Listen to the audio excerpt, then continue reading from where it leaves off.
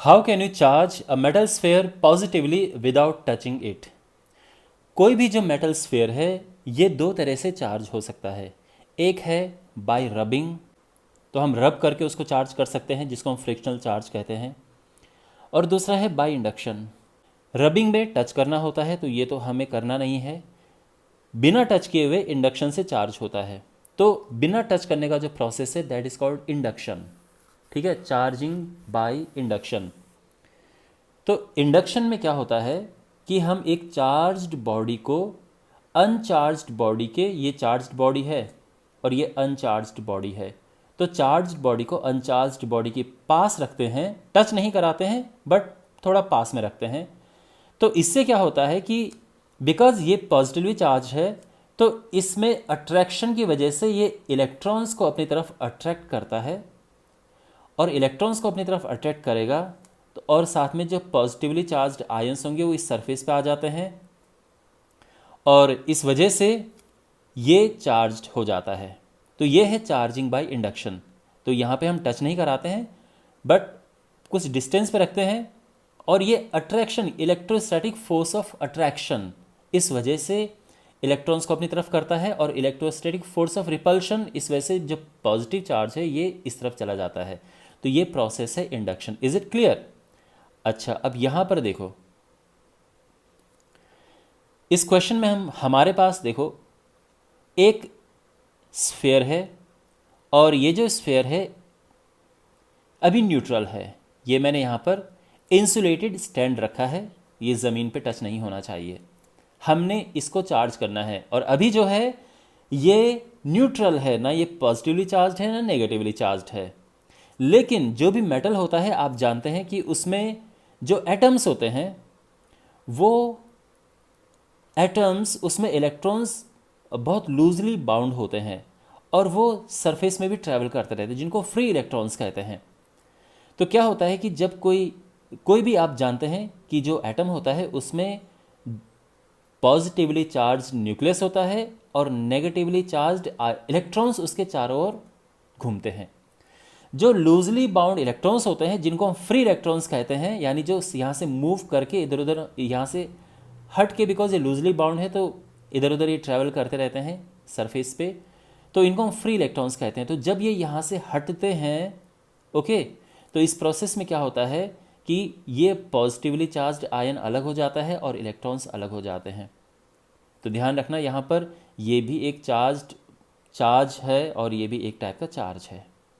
Okay, तो ये चीज़ ध्यान रखना। तो ये न्यूट्रल है जब ये इकट्ठे हैं और इस न्यूट्रल को हम ब्रेक कर सकते हैं पॉजिटिव एंड नेगेटिव चार्ज में। तो यही हम यहाँ पर करेंगे।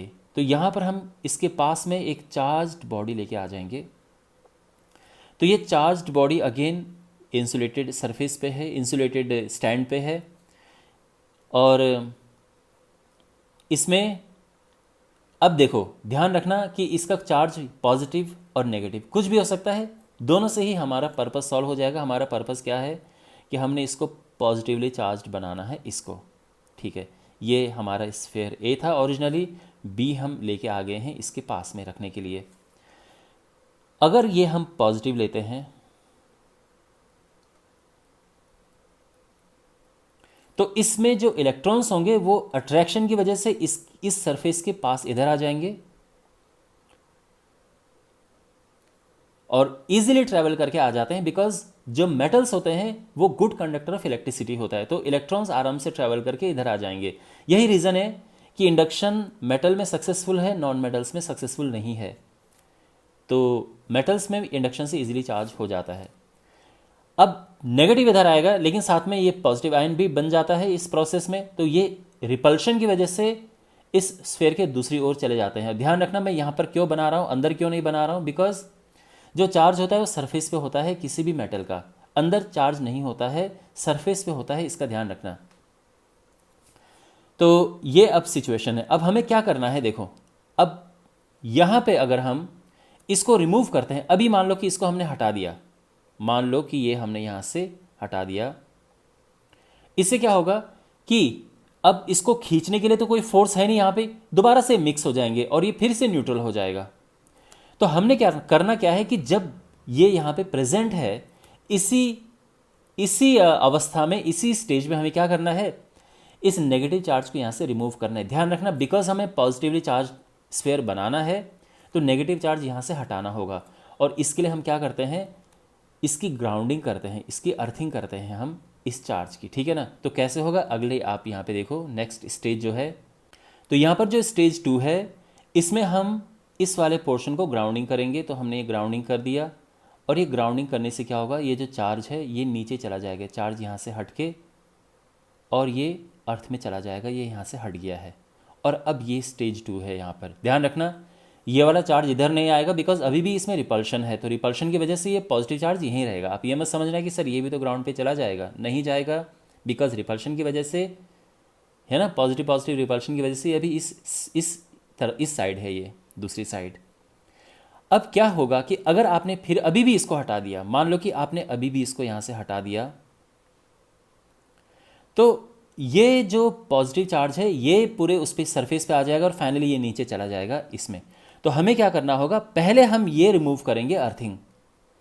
अर्थिंग रिमूव करने के बाद तब जाके हम ये, तो अगर हमने अर्थिंग रिमूव की तो अगली स्टेज यहाँ पर क्या होगी, तो यहाँ पे हम इसकी अर्थिंग रिमूव करेंगे। और रिमूव करने के बाद यहाँ पर आप नोटिस करेंगे कि ये जो चार्ज है पॉजिटिव चार्ज, ये अभी भी इसी तरफ है बिकॉज ये रिपल्शन की वजह से। ओके, तो फाइनली जब हम इसको यहाँ से हटा देंगे तो ये जो चार्ज है ये इस सरफेस के ऊपर इवनली डिस्ट्रीब्यूट हो जाएगा, ठीक है।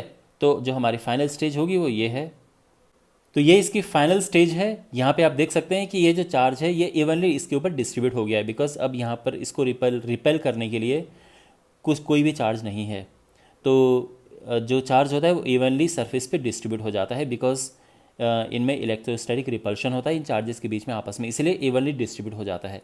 ये हमारी फाइनल स्टेज है। तो अब आप देख सकते हैं किस तरह से हमने एक न्यूट्रल स्फीयर को चार्ज कर दिया। न्यूट्रल स्फीयर हमारे पास जो शुरू में था वो इस तरह से था, तो ये जो शुरू में हमारे पास न्यूट्रल स्फीयर था ये फाइनली इस तरह से चार्ज हो चुका है। और आप देख सकते हैं कैसे कैसे स्टेजेस से पास हुआ है।